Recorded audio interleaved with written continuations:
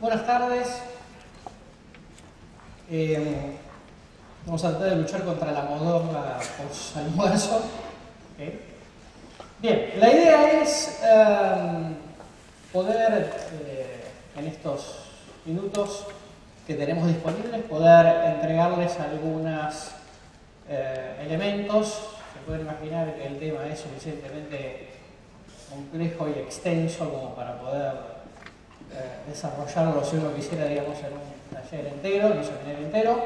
Pero bueno, vamos a tratar, digamos, de ser sencillos con esta presentación como para por lo menos tener un pantallazo y, como corresponde al perfil de la cumbre, poder dar algún ejemplo concreto de la consultoría política, porque los conceptos, digamos, si no se los ve en la práctica, uno no cuenta la cocina, mucha gracia no tiene, para eso cualquiera le lee. Bien, vamos a empezar con quiero que escuchen un par de minutos de una presentación que hizo la Presidenta de la Nación, Cristina Fernández de Kirchner, con motivo del anuncio del nombramiento de Galluccio, el nuevo presidente de YPF, ¿no? la empresa de petróleo que fue estatizada, expropiada, depende de cómo cada uno lo vea, en mayo de este año. También contar un poco la historia de Miguel, porque he leído muchas cosas en los diarios, que hizo ofrecimientos a no sé quién, a un montón de gente respetable. No voy a hacer nombres, pero muchos de ustedes los deben haber leído en los medios. Y la verdad es que esta es una historia. Hoy recibí un mail del gobernador de Entre Ríos que me dijo: estoy harto de las estupideces que están diciendo. Permítanme, por favor, porque esta es una historia que hay que contarla, para contar la verdadera historia. ¿Por qué no contás realmente cómo fue lo de Miguel Galluccio? El día 4 de marzo recibo un mail de mi querido amigo y compañero, el gobernador de Entre Ríos. Yo ya había comenzado con explicaciones acerca de lo que estaba pasando en materia hidrocarburífera, acerca de un entrerriano, de un ingeniero entrerriano que se había ido hacía más de 20 años del país y que hoy era uno de los 4 directivos más importantes de la empresa petrolera de servicios Schulenberg, una de las más importantes del mundo, el único ejecutivo latinoamericano que había alcanzado un puesto tan alto directivo y que podía asesorarnos y que le gustaría que lo conociera. El 27 de marzo, exactamente el lunes 27 de marzo, qué precisión, vos me decías el 26, yo te dije que era el 27, ¿viste? Por eso vos sos gobernador y yo soy presidenta. Era el 27. El 27. El lunes 27, me discutían que era el 26, yo digo, no, me parece que era el 27. Bueno, era el 27, porque el 26 era domingo, no podía haber venido nunca. Bien. El 27 me llega el currículum del ingeniero Miguel Galluccio, que tiene 44 años recién cumplidos, un hombre muy joven, y un hombre que, formado en la Argentina, ingeniero en petróleo, recibido en 1994 en el Instituto Tecnológico de Buenos Aires, nacido en Paraná, Entre Ríos, con 2 hijos, se incorpora a YPF bien recibido y comienza una carrera junto al entonces... y Miguel, que había venido al cumpleaños de su madre, decidió quedarse unos días más a pedido mío para que yo lo pudiera conocer personalmente y pudiéramos charlar, y charlamos en Calafate largamente. Bueno, luego seguimos manteniendo reuniones y finalmente es el anuncio que quería hacerles, donde la idea es esencialmente una YPF, como dije ayer, absolutamente moderna, competitiva. Okay. Lo que la Presidenta está haciendo acá no está presentando en realidad al presidente de YPF. Lo que la Presidenta está contando es una historia, ¿no? Lo que la Presidenta está contando es una parte de su relato. Galluccio es un ingeniero en petróleo que se formó en la Argentina, una persona joven, una persona que se fue al exterior, que fue exitoso, que fue el único latinoamericano que ocupó un puesto directivo en Schlumberger, ¿no? Que está regresando, que lo estamos recuperando, así como estamos recuperando YPF, recuperamos el petróleo y también estamos recuperando, ¿no?, los cerebros argentinos, también estamos recuperando la materia gris argentina, ¿no? Eso es lo que hizo Cristina Fernández de Kirchner en estos breves minutos. No estaba informando sobre el currículum de Galuccio. En realidad, digamos, estaba utilizando los elementos que tenía de la historia de Galuccio para seguir abonando, para seguir, digamos, enriqueciendo su relato simbólico acerca de esta cuestión. Es realmente, digamos, interesante que la presidenta utilice la expresión porque hay que contar la historia, ¿no?, de Galuccio. Hace 12 años atrás, más o menos, cuando el presidente Bush presentó su gabinete en enero de 2001, lo presentó cada uno de ellos diciendo: cada uno de ellos representa una parte de la historia de América que todos queremos vivir. ¿Okay?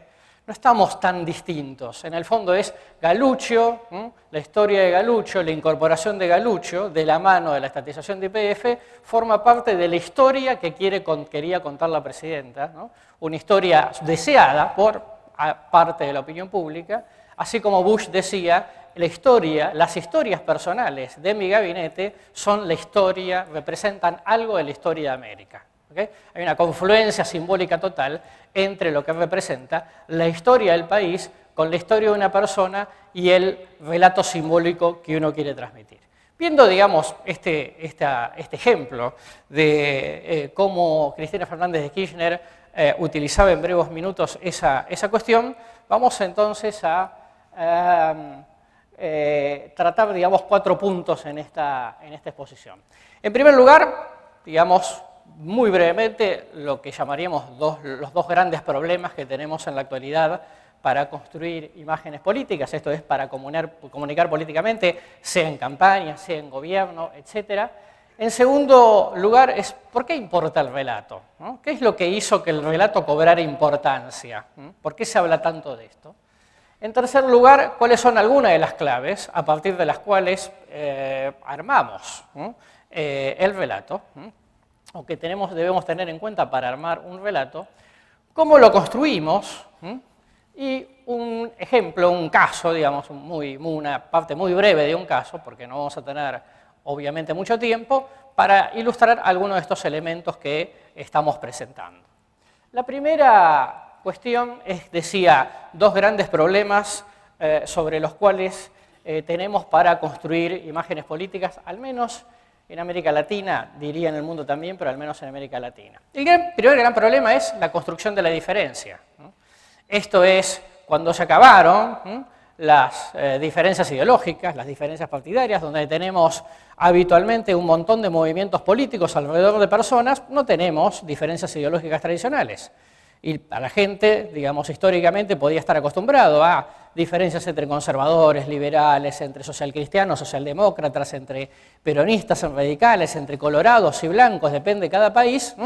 Cada uno construía, digamos, su antinomia, pero eso se fue borrando con el tiempo, porque para la gente, digamos, no fueron ya importantes ni las ideologías tradicionalmente construidas, ni los partidos, ¿no?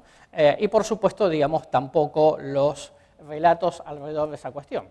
Por lo tanto, la primera cuestión es que cuando no hay diferencias ideológicas clásicas, hay que construirlas en algún lugar. Entonces, este es el primer gran problema que tenemos, ¿no? Los candidatos llegan a la elección sin que la gente conozca su historia, ¿no? Con lo cual aparece que alguna historia hay que contar cada vez que se presenta. Ni hablemos cuando se presenta un partido nuevo o una persona nueva en el escenario. Eso hace que, como la gente no ve diferencias, una expresión que utilizamos habitualmente es que, bueno, la diferencia en la política hace que de noche todos los gatos sean pardos, ¿no? Porque política es corrupción, política es los que hablan, digamos, o los que prometen y no cumplen, los que hablan y no hacen, los que siempre andan dando vueltas, o bueno, cuando uno dice alguien está en política, automáticamente desata todos los atributos peyorativos que se les puedan ocurrir, y por lo tanto el problema lo tiene el que quiere trabajar claramente, ¿no? Pero para la gente fulano, mengano, son políticos, ¿no? Por lo tanto, si son políticos no hay diferencias. Entonces, ¿dónde construyo la diferencia? Porque, insisto, de noche todos los gatos son pardos. Este es el primer problema que tenemos. El segundo problema que tenemos es que tenemos un electorado cada vez más informado y entrenado, diría yo, advertido en el marketing político, ¿no? La palabra marketing también tiene todas las connotaciones peyorativas. Cuando alguien dice, fulano lo hace por marketing, ¿no? O está demasiado marketeado, etcétera, es porque parece que hay un ejército de fulanos que le dicen qué es lo que tiene que hacer y entonces es una especie de, digamos, de personaje absolutamente conducido, como si estuviera en una película, en una ficción total, pero que no es el mismo, no es genuino. Es un aparato, un fruto del marketing. Y cuando uno dice fruto del marketing, nadie piensa algo bueno de esa persona, de ese producto o de esa situación. Piensa que alguien sobrevendió determinadas características, pero que no resulta muy simpático andar votando a alguien demasiado marketeado. Por lo tanto, esto nos obliga, digamos, a que inventar, entre comillas, cada vez nuevos trucos, ¿no? en cada elección, porque la barrera de acceso que nos expone la sociedad de elección en elección es cada vez más alta, ¿no? Y por lo tanto, ¿cómo hacemos para meter nuestros mensajes políticos? Y la gente dice, se saca una foto con chicos, eso significa que quiere dar una imagen familiar. Se saca una foto con un obrero, eso significa que quiere, digamos, transmitir una imagen más popular. Se saca una foto en la universidad, eso significa que quiere. Todo el tiempo todos decodificamos. Todos decodificamos, en los grupos focales la gente se considera especialista en semiótica, ¿okay? Agarra un eslogan y dice, no, mire, ese D ahí no cierra porque usted debería cambiarlo, ¿ok? Cualquier persona de cualquier nivel socioeconómico se convierte en publicista, especialista en semiótica y me quiere dar lecciones de cómo hacer esto, ¿ok? Y no lo puedo permitir. Bien, entonces lo que tenemos es permanentemente una sociedad que ya está como muy advertida, ¿no? Está muy advertida del backstage de la política, del backstage de las campañas. ¿Y qué hacen los medios de comunicación? Hay estudios hechos en este sentido. El 70% de la cobertura es el backstage, ¿no? Nadie le interesa las ideas, las ideologías, las propuestas, etc. Los medios solo le interesan mostrar el detrás de la escena del bailando por un sueño, ¿no? No les interesa, por eso el backstage de Matrix vende más que Matrix, porque a la gente le gusta ver el backstage y los medios le dan eso. Ahora, ese no es el negocio de los consultores, por lo tanto, tenemos que hacer cosas como para que... Porque en cuanto sale un spot un día a la noche, a la mañana, va a haber un diario que va a decir, sí, hoy a la noche se va a presentar este spot, y en realidad lo que quiso hacer, contar la estrategia, es como contar el final de un chiste, no tiene ninguna gracia, ¿okay? Entonces, básicamente como que tenemos que hacer marketing político sin que parezca marketing político, ¿okay? Aunque parece un contrasentido, pero la verdad es que tenemos que estar creando todo el tiempo cosas nuevas, y entre esas cosas nuevas nos aparece la lógica del relato. Bien, dicho entonces, ¿cuáles son los dos principales problemas? Construcción de la diferencia y un electorado que está cada vez más advertido, diríamos en Argentina, avivado de las cosas que queremos hacer en comunicación política. Entonces, veamos por qué es importante el relato.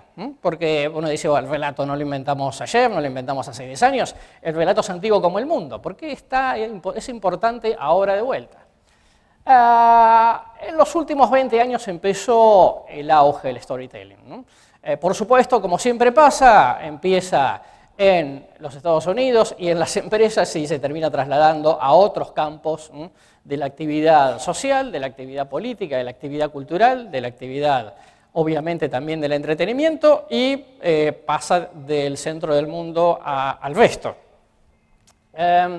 Lo que sucedió en el medio para las empresas es que hubo una decadencia del branding, ¿no? Esto es, empresas que habían construido grandes posicionamientos y que en el momento se rompieron. Nike, cuando todo el mundo se entera de que utiliza niños para producir zapatillas o mano de obra esclava en el sudeste asiático, el branding desapareció.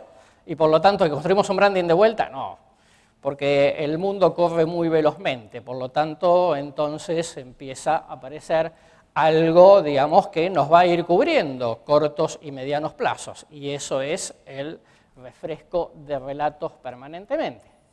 La tercera cuestión es que, bueno, si tenemos un problema de diferenciación, lo que necesitamos es contar una historia que ofrezca un sentido.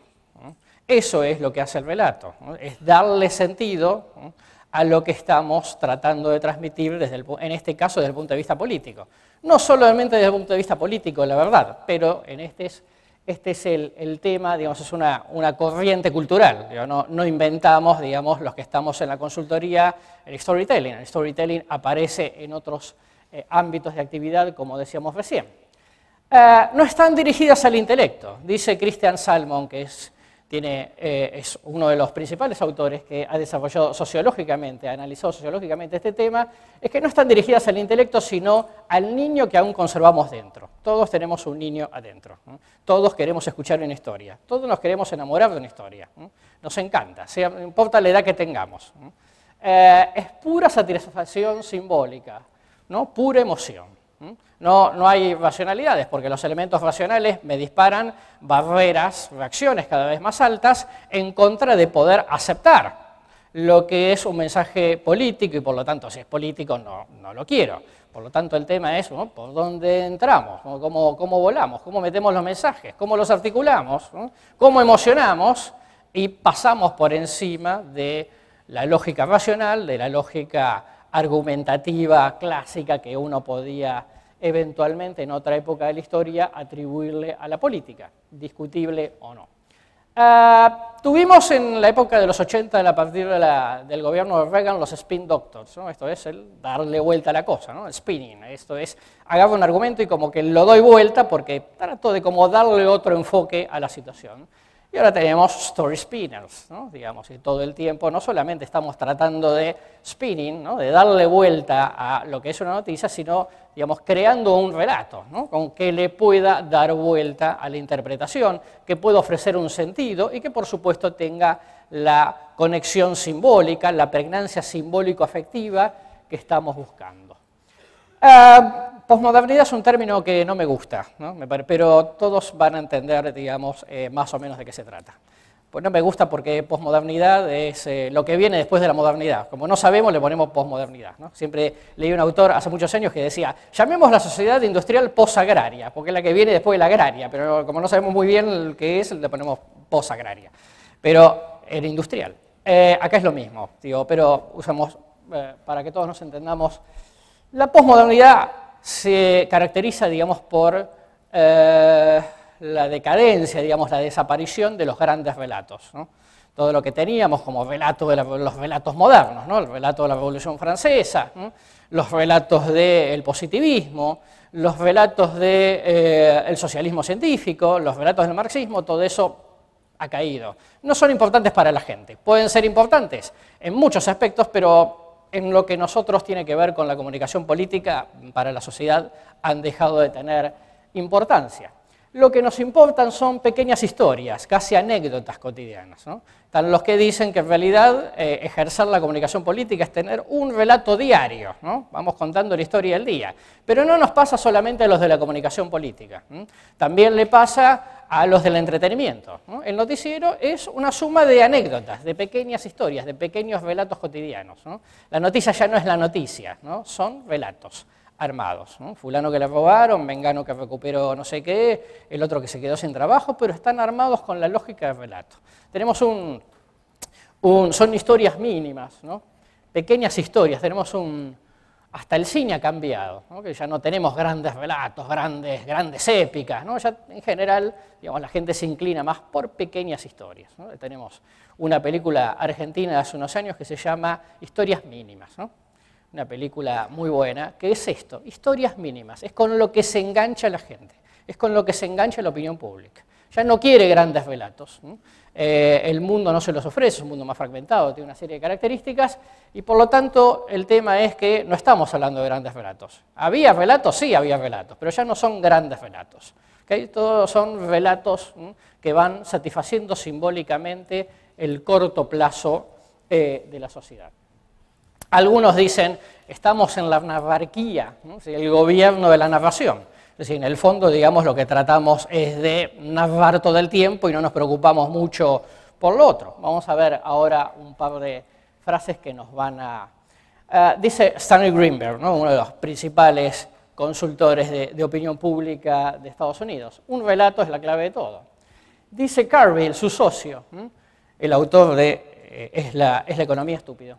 Si no comunicas con historias, no comunicas. Así que, digamos, damos un dato estadístico, decimos que mejoró la producción, decimos que pasó algo bueno o algo malo, pero tiene que ser un relato, digamos, no estamos contando un dato, ¿no? Tenemos que tener una historia para contar.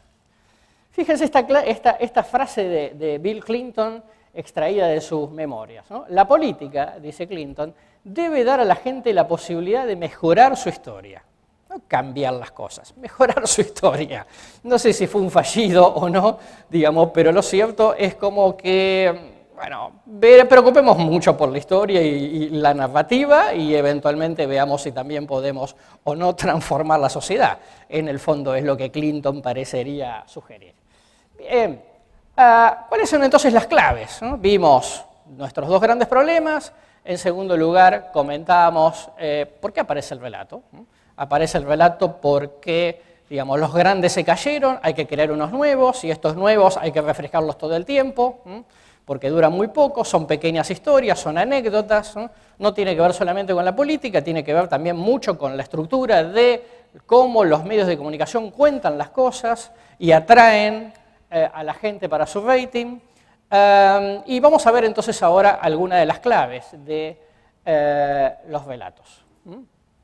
La primera cuestión es, todo tiene que estar dentro de un relato. Muchas veces uno dice, bueno, yo tengo un tema, voy a salir con tal tema y lo voy a contar, etcétera, etcétera. Pero el error habitual es pensar que uno le dice cosas a la opinión pública sueltas, ¿no? Es como si agarrara párrafos de una historia, pero finalmente, digamos, si no están concatenados, si no están contados y esa historia no tiene el correspondiente impacto emotivo, impacto simbólico, por lo tanto no tiene sentido. ¿Qué es lo que hace la presidenta en esta presentación de Galluccio? Utiliza, digamos, los datos, ¿no? Datos del currículum o de la hoja de vida de Galluccio para meterlos, ¿no? Para reinterpretarlos, es un story spinner, ¿no? Para darles una vuelta y meterlos dentro de su relato, no los deja sueltos, ¿no? No dice, mire, estamos contratando a una persona que es muy profesional, que tiene mucha experiencia, que es un gran ejecutivo, no, lo que dice es, estamos una persona que se formó en la Argentina, que se fue, que es un orgullo nacional, que la estamos trayendo de vuelta para hacer una gestión moderna. Son dos cosas completamente distintas, ¿no? No está presentando a una persona en términos clásicos, ¿no? Lo que está haciendo es meterlo todo dentro de su relato, no deja que nada se le escape si esto es efectivamente posible.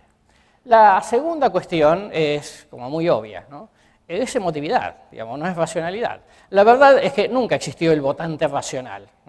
Hay un gran mito con esa cuestión, digamos, una falta de rigurosidad analítica porque no hay empiria que lo pueda sostener. Pero, en definitiva, lo que nos importa es que es pura saturación simbólica, ¿no? Es puro simbolismo, pura pregnancia simbólica afectiva.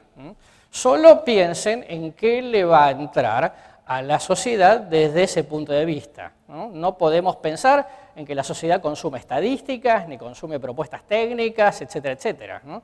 Al final es cómo pasamos por encima de esas barreras de acceso, cómo pasamos con emociones. Y los relatos son un poderoso generador, ¿no?, de emociones. La tercera clave es que hay que seguir la lógica de la audiencia. Uno no inventa un relato como si fuera un guionista de Hollywood, ¿no? Un guionista de Hollywood hace su tarea, digamos, sabe, etc. Tampoco, digamos, lo deja librado al azar, porque por eso parece que gana mucho dinero. Pero la verdad es que hay que usar los marcos familiares para la gente.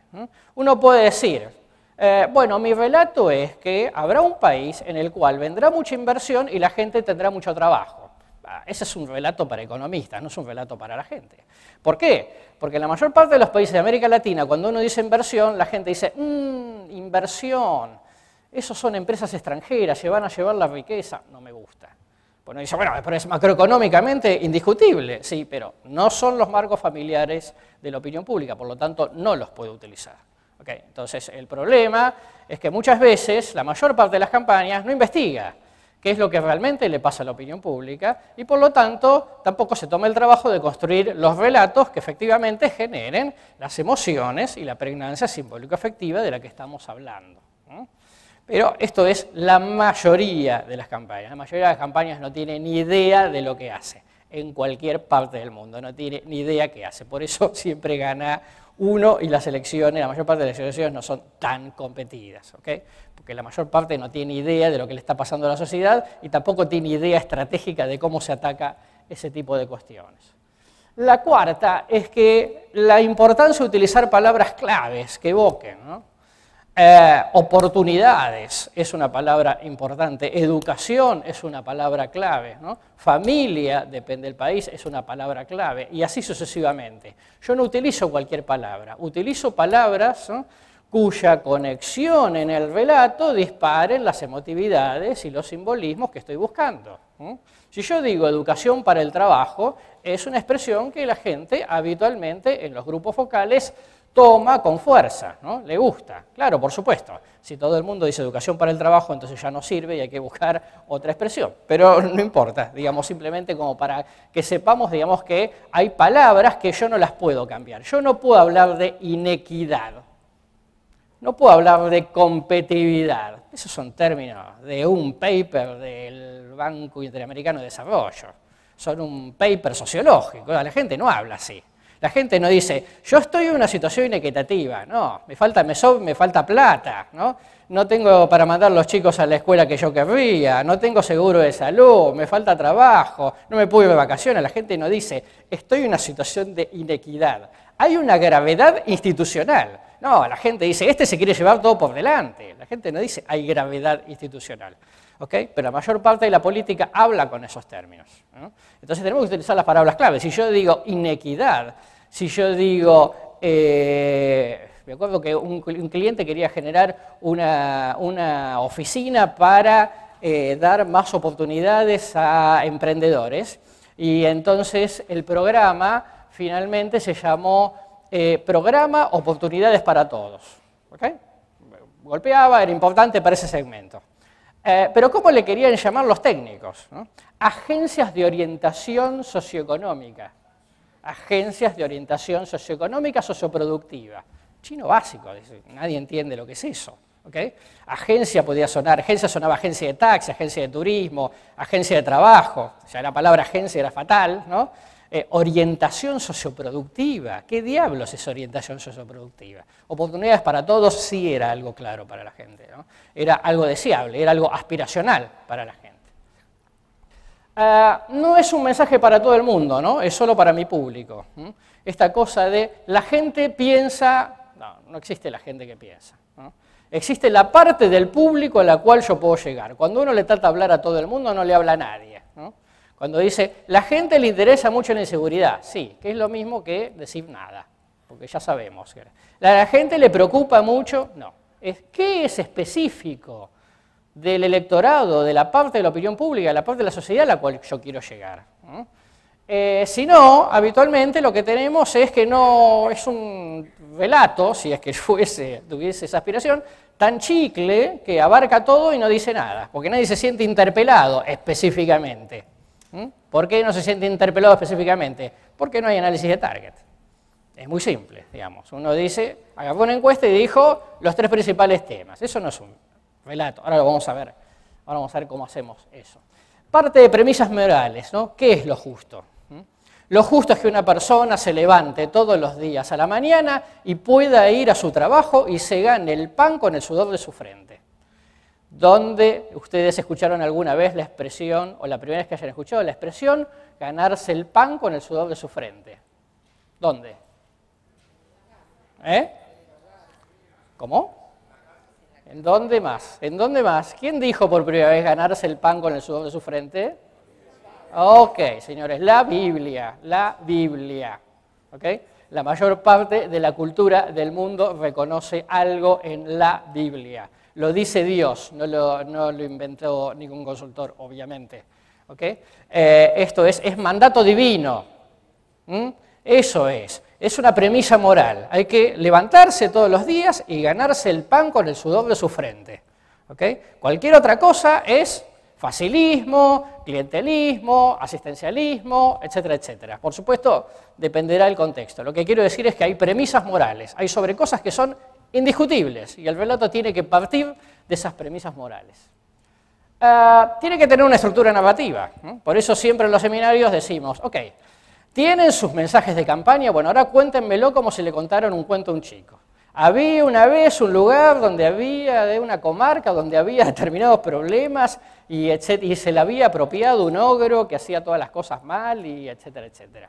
No importa, digo, estamos jugando, ¿ok? Pero lo que estamos tratando de transmitir es que hay héroes, hay villanos, hay víctimas, hay principio, hay desarrollo y hay final. Si uno cuenta mal la película, no se entiende. Si uno va al cine y a la media hora dice, ¿y esta película de qué se trata? ¿No? Estamos hablando no del cine de autor, no estamos hablando del cine arte, estamos hablando del cine masivo, por supuesto, ¿no? En la película, al rato, la gente se mira y dice, ¿y esto de qué se trataba? ¿Okay? O cuando la película no empieza por el final, ¿no? La película empieza por el principio, porque es generando una serie de supuestos y entendimientos, información que el director le da al espectador para que llegue a una conclusión y eventualmente se emocione, se alarme, se sorprenda con ese final. Los de Hollywood ganan mucho dinero haciendo esto y lo saben hacer muy bien. Y solo deberíamos empezar a fijarnos cada vez con más frecuencia cómo otros relatan, ¿no? Para ver, digamos, cómo aprendemos nosotros a relatar también. Ahora, ojo, bueno,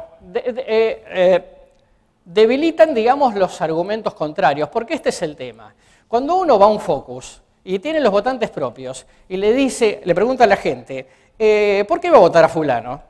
Y la gente dice, bueno, porque me gusta, porque me cae bien, porque hizo cosas buenas, etc., pero no tiene un relato, ¿no? Existe el serio riesgo de que el adversario o los adversarios, ¿no?, en una contienda política se apropien, ¿no?, porque, digamos, quedan espacios vacíos. Lo que uno tiene que hacer con el relato es blindar al propio público, ¿no?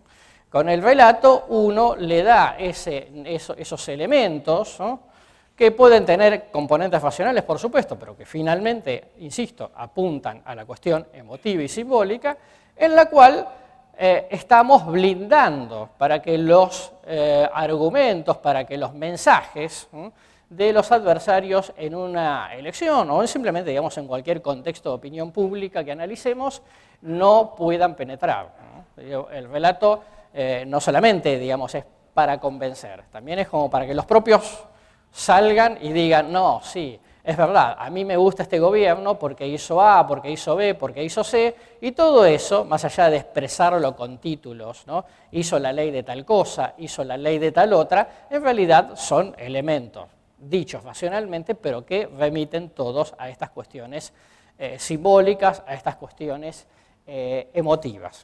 De manera que necesitamos el relato no solamente en términos ofensivos, sino también en términos defensivos, ¿no? Tenemos que protegernos, ¿no?, de los elementos, los mensajes inteligentemente construidos que eventualmente, sí, ¿qué es lo que entra? ¿Qué es lo que mi público lo está haciendo dudar?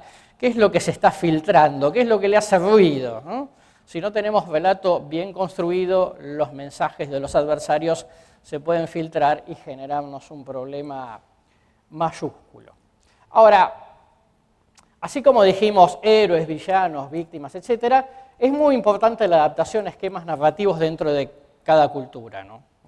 La cultura americana es la cultura de Superman, es la cultura de Batman, es la cultura de Capitán América, no es la cultura latinoamericana, ¿okay? La cultura latinoamericana es una cultura reivindicativa, no es la cultura del superhombre, es otro esquema completamente distinto. Entonces, cuando alguien dice, no, es que Obama aplicó Señores, Obama era un relato en sí mismo, ¿no? Una genialidad, digamos, dentro del ámbito de la comunicación política, ¿no?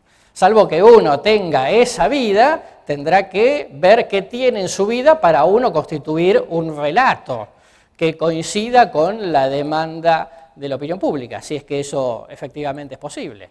Pero en todo caso, digamos, no es que yo agarro un discurso y dice Obama, Felipe González, quien diablo sea, digamos, no importa. El punto es, no podemos trasladar, por eso tenemos que investigar la propia matriz cultural, porque si le proponemos esquemas narrativos, ¿no?, inventados a mi opinión pública, no van a aprender, digamos, no van a generar la emoción, no van a generar, digamos, los simbolismos que estamos buscando generar, ¿no? Pero existe, de vuelta, otro error habitual en las campañas electorales, que es copiar, ¿no? Me gustó aquello, entonces lo traigo, me gustó lo otro. Si estaba o no dentro de la estrategia, a nadie le importa un cuerno, porque la verdad es, a alguien le gustó. Le gustó al candidato, le gustó al hijo del candidato, a la esposa, le gustó al jefe de campaña, a alguien le gustó. Pero no tiene nada que ver, digamos, con estrategia. Por lo tanto, digamos, esto es, si no tenemos estrategia, difícilmente podamos inventar un relato, porque no sabemos, digamos, dónde estamos yendo. Ningún relato exitoso se crea en el vacío, se apoya en nuestros conocimientos simbólicos previos, ¿no? Yo no armo un relato como se armara, insisto, un guión de Hollywood, ¿no? El guión de Hollywood hay una complicidad de la gente a dejarse llevar por una situación que le va a resultar más o menos placentera, más o menos divertida, ¿no? Y todo le salió X, le salió $10, le salió $40, le salió, no sé, $4, no sé, lo que sea, ¿no? Lo que se va a alquilar un video, lo que valga copiar un video, lo que valga bajarlo en internet, no importa, digamos, hay una complicidad. Mucho no pierde, mucho no gana, digamos, es otra cosa distinta. Acá estamos jugando con, estamos trabajando con elementos que despiertan sensibilidades profundas de la gente y que por lo tanto, digamos, tenemos que ser muy cuidadosos, no podemos hacer de aprendiz de brujo, ¿no? Tratando de inventar cosas que no sabemos si efectivamente funcionan o no. Yo no digo no hay inflación y automáticamente la gente lo cree. Yo no digo no hay inseguridad y ese es mi relato. No importa, en todos los países del mundo, digamos, existen estas cosas. Sencillamente lo que tenemos que ver es qué es lo que está, cómo está razonando, cómo está armando el circuito de razonamiento consciente o inconsciente del público como para efectivamente poder construir un relato que tenga estos efectos buscados. La segunda, la otra clave que quería mencionar es que las metáforas que llevamos encima son en definitiva las que terminan clarificándonos los mensajes que recibimos, ¿no?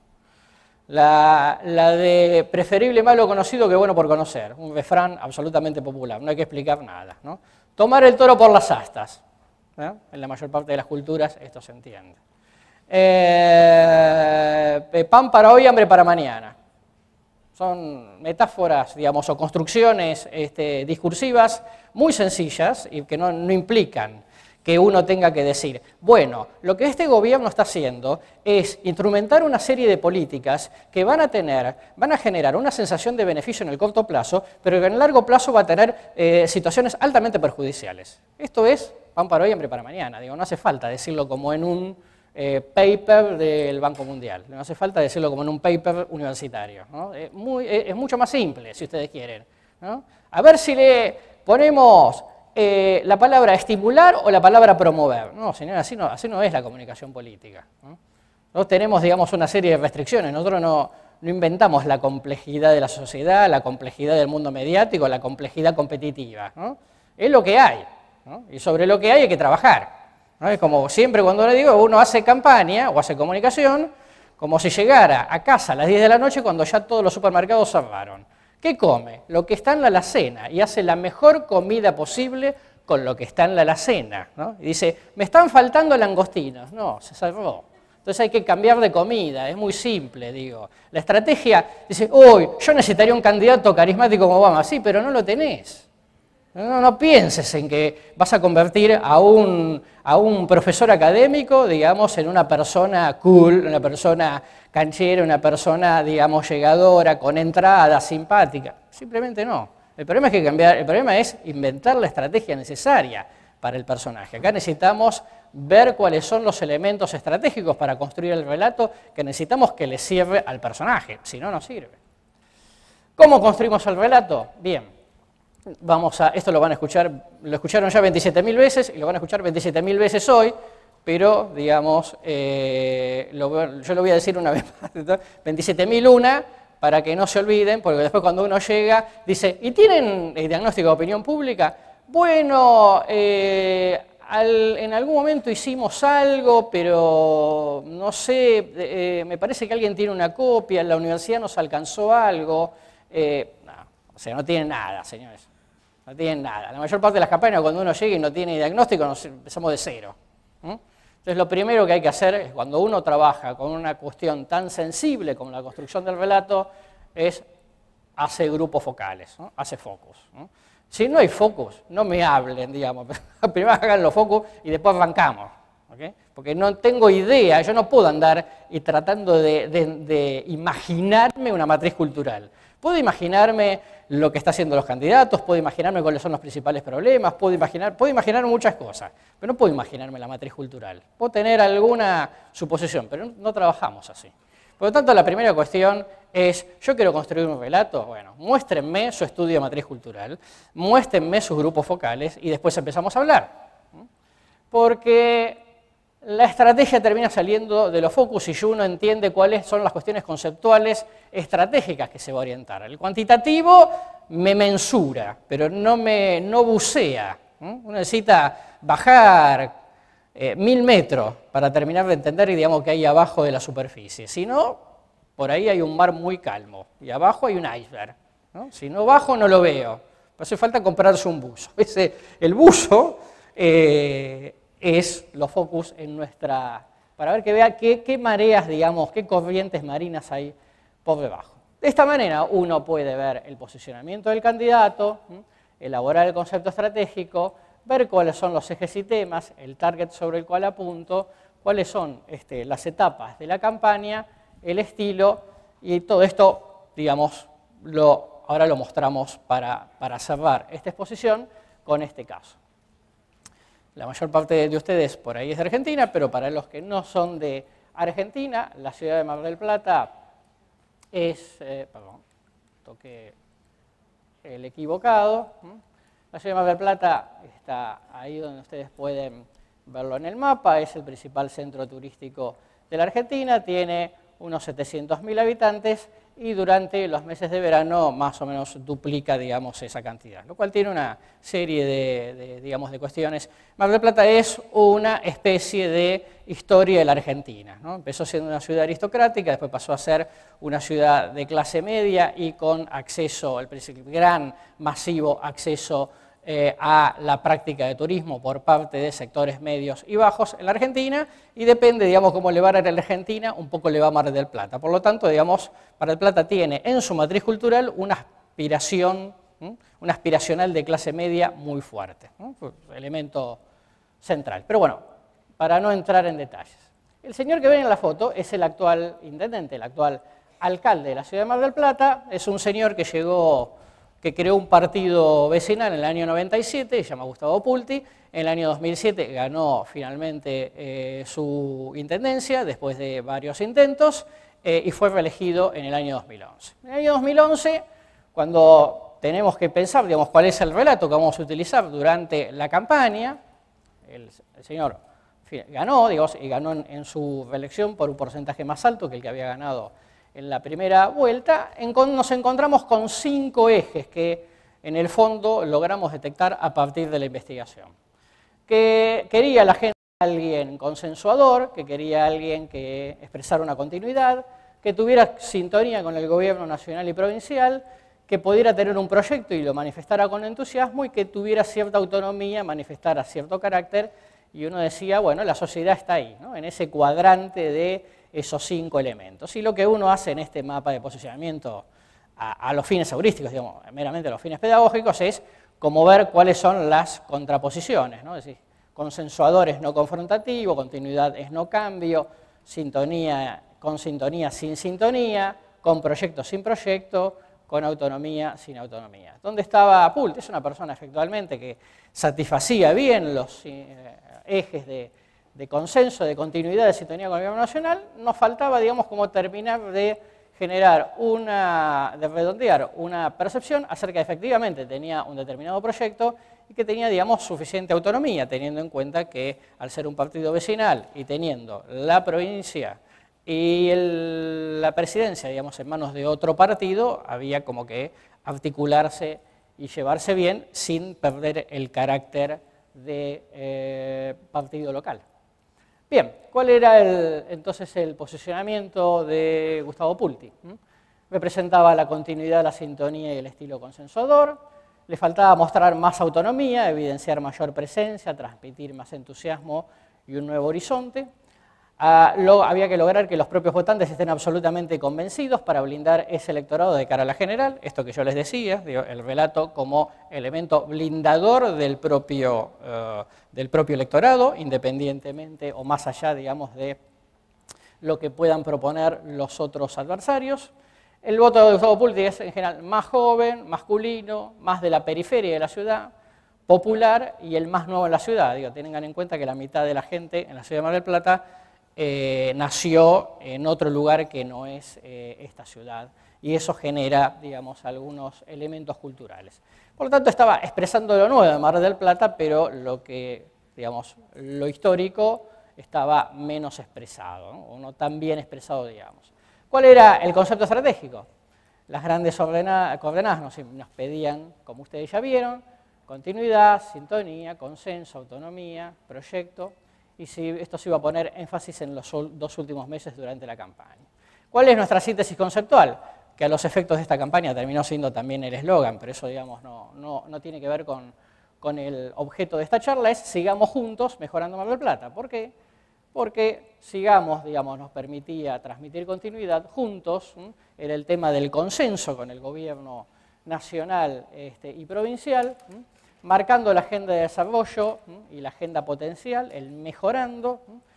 Mar del Plata, porque obviamente Acción Marplatense, que se llama el partido, es el partido local, por lo tanto tiene que utilizar, digamos, el elemento Mar del Plata todo el tiempo, y mejorar, que había sido una de las claves estratégicas de la campaña de 2007, volvía a seguir siendo importante en el léxico de este relato. ¿Cuáles son nuestros ejes? Los que ya ustedes vieron. Fíjense que estos ejes ninguno de ellos es un problema, ninguno de ellos es un tema. No dice inseguridad, no dice falta de obras públicas, no dice salud, no dice educación, son atributos personales. ¿Por qué? Porque eso es lo que está para la gente en discusión en esta matriz cultural. En otra, por ahí, tiene otra situación. Pero es que uno dice, los ejes son, y empieza a hablar de problemas. No, a veces son problemas, a veces son atributos, a veces son una mezcla de las dos cosas. Depende cada situación. Pero de vuelta, si no investigo. Un elemento importante en el posicionamiento tenía que ver con trabajar la búsqueda de un equilibrio entre lo público y lo privado para aventar todo tipo de dudas sobre la dependencia de factores de poder económicos locales. Temas a explotar. En la primera etapa no se va a hablar de propuestas, recuerden por ahí los de Argentina, que como existe en el sistema de las PASO, de las primeras abiertas, simultáneas, obligatorias, uno tiene una elección de interna y aunque no compita con nadie, y una elección general. Y como son 2 campañas, no puede decir 2 veces las mismas cosas, ¿no? Por lo tanto, tiene que armar una película en 2 fases, ¿no? Una película en 2 partes, o una obra en 2 actos, si ustedes quieren, ¿no? No puede ser igual la una a la otra, ¿no? Por lo tanto, en la primera íbamos a hacer más balance, y en la segunda parte íbamos a trabajar más cuál era el horizonte que se quería plantear para los próximos 4 años y las propuestas que lo materializan. Propuestas que disparen simbolismo, no propuestas técnicas concretas, ¿no? Pueden tener explicaciones técnicas, pueden tener explicaciones racionales, pueden ser cosas concretas como que uno diga, no sé, 200 cuadras de pavimento. Pero el tema es que todas esas hay que evaluar si tienen un impacto simbólico, el impacto emotivo que estamos buscando. No importa, digamos, cuál es el racional, la manera en que se lo exprese. ¿Cuál era entonces, después de todo este apretadísima síntesis que les estoy transmitiendo, nuestro relato central en este caso? Decía, hace apenas 3 años y medio que empezamos con este camino de mejorar Mar del Plata.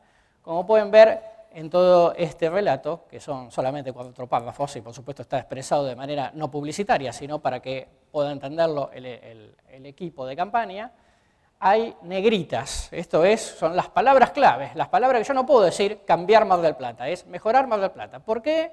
Porque para esta matriz cultural la palabra mejorar es fundamental. Cuando uno dice cambiar, la gente me dice, me está mintiendo, porque acá nunca cambia nada, así que diga mejorar, baje las expectativas, ¿no? Y además, como me dijo un tipo en los Focus de 2007, ¿qué quieren cambiar Mar del Plata? ¿De lugar la quieren cambiar? Dice, no, Mar del Plata hay que mejorarla, decía, un gordo simpaticísimo. Pero bueno, quedó mejorar, porque todo el mundo dijo mejorar. Ok, entonces no podemos cambiar mejorar, y eso nos genera la pregnancia que estamos buscando. Con el apoyo de la presidenta Cristina Kirchner y el gobernador Daniel Scioli. Estamos avanzando con las obras que los marplatenses necesitábamos desde hacía 30 años. la nueva terminal de ómnibus, el emisario submarino, el traslado de los boliches de Amén, etcétera, etcétera, todos los elementos racionales que puedan estar en la memoria de la gente, Mar del Plata está mejor. Eso se hace con gente que tenga compromiso con Mar del Plata, que dé la cara, que tenga la cabeza puesta acá, que se ocupe con un proyecto propio. Gente que no confronte, que busque consensos. Eso es lo que le sirve a Mar del Plata. Queremos una ciudad para todos, una ciudad de 12 meses, con obras en todos los barrios, como un municipio que también se ocupe de la salud, la educación y la producción. Queremos seguir trabajando bien cerca de todos los vecinos, aprovechar la experiencia ganada. Falta mucho por hacer. Los marplatenses no queremos empezar de cero otra vez. Sigamos juntos mejorando Mar del Plata. No es una obra literaria, no la escribió Tolstoy, simplemente digo para ganar una elección, ¿no? Como digo, los jingles no son para que los toque la Filarmónica de Berlín con von Karajan, ¿no? Y los spots de campaña no son para que ganen el Clio, ¿no? Son eficientes para la campaña, ¿no? Pueden ser tan tontos, puede ser una tonta canción de amor, diría Paul McCartney. Dice, son suficientemente tontos, entre comillas, útiles para despertar, digamos, las emotividades que estamos necesitando. En ese contexto, entonces, yo les voy a pasar algo muy simple para no aburrirlos.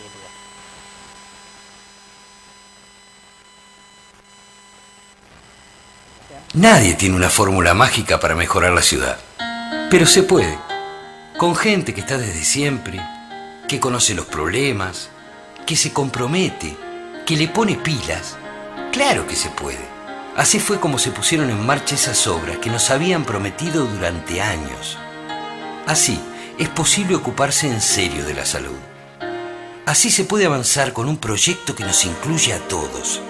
Así se logra una ciudad que esté viva 12 meses, sin confrontar, con la decisión de trabajar en equipo con un gobernador y una presidenta que también quieren que nos vaya bien. No es fácil y todavía falta, pero no da para volver a empezar de cero cuando ya dimos un paso grande. Sigamos juntos mejorando Mar del Plata. Gustavo Pulti, intendente. Ok.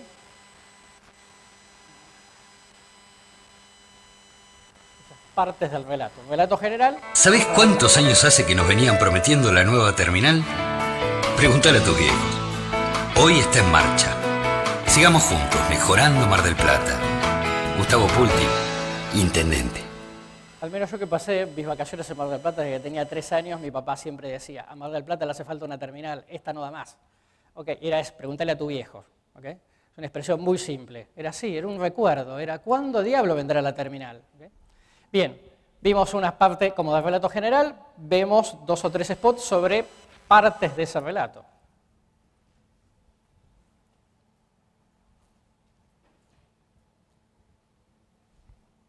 Si tuviese sonido sería maravilloso. Bueno. Más servicios de atención las 24 horas, más programas como el Acercar, se terminó la falta de remedios y estamos construyendo el SEMA. Ahora sí, podemos sentir que la salud es prioridad. Sigamos juntos, mejorando Mar del Plata. Gustavo Pulti, intendente.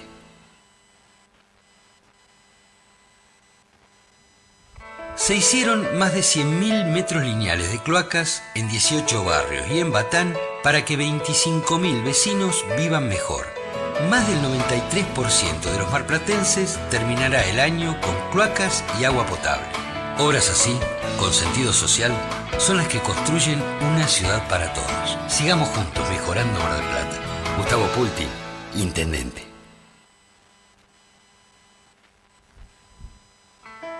La Copa Davis, la Cumbre Iberoamericana, la de Alcaldes, el Congreso de Cultura, el Dakar que se viene, ahora el Preolímpico de Básquet, la terminal de cruceros, el Museo de Arte Contemporáneo. ¿Viste que es posible empezar a concretar una ciudad de 12 meses? Sigamos juntos, mejorando Mar del Plata. Gustavo Pulti, intendente. Ok, y finalmente tenía que hablar el héroe, ¿no?, de la historia. ¿Vos te acordás de todas las cosas que hicimos juntos? Juntos incorporamos 50.000 vecinos a la red de gas natural. Pusimos 38.000 luces en Mar del Plata y Batán. hicimos 23 playones deportivos. Pusimos semáforos para que haya menos accidentes. Juntos creamos 11 escuelas secundarias. Pusimos en marcha el presupuesto participativo, por primera vez en nuestra historia. Y este año vamos a terminar con el 93% de los vecinos con cloacas y agua potable. ¿Qué falta? Claro que falta. Pero no volvamos a empezar de cero ahora que dimos un paso grande. Sigamos juntos mejorando Mar del Plata.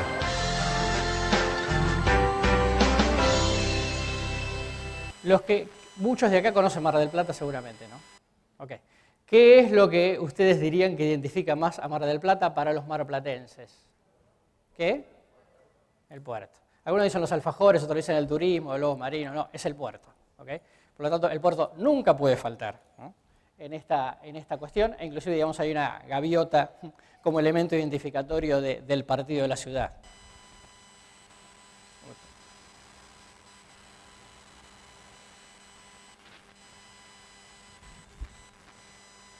¿Vos te acordás de todas las cosas que hicimos juntos? Juntos cancelamos las viejas promesas. Tenemos la primer ferroautomotora de la Argentina. Está en marcha el emisario submarino y también la obra del nuevo tratamiento de los residuos. ¿Qué falta? Claro que falta. Pero no volvamos a empezar de cero ahora que dimos un paso grande. Sigamos juntos mejorando Mar del Plata.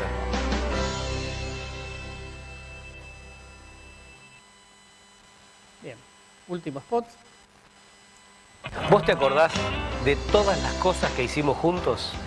Juntos incrementamos el presupuesto de salud en un 411%. Pusimos en marcha nuevos programas, hicimos obras en los centros de salud y ahora estamos terminando el SEMA. ¿Qué falta? Claro que falta. Pero no volvamos a empezar de cero ahora que dimos un paso grande. Sigamos juntos mejorando Mar del Plata. Bien, amigos, traté de mostrarles, digamos, por qué hace falta el relato, por qué es importante, cuáles son las claves, cómo se construye y cómo uno lo aplica en un caso concreto. Muchas gracias.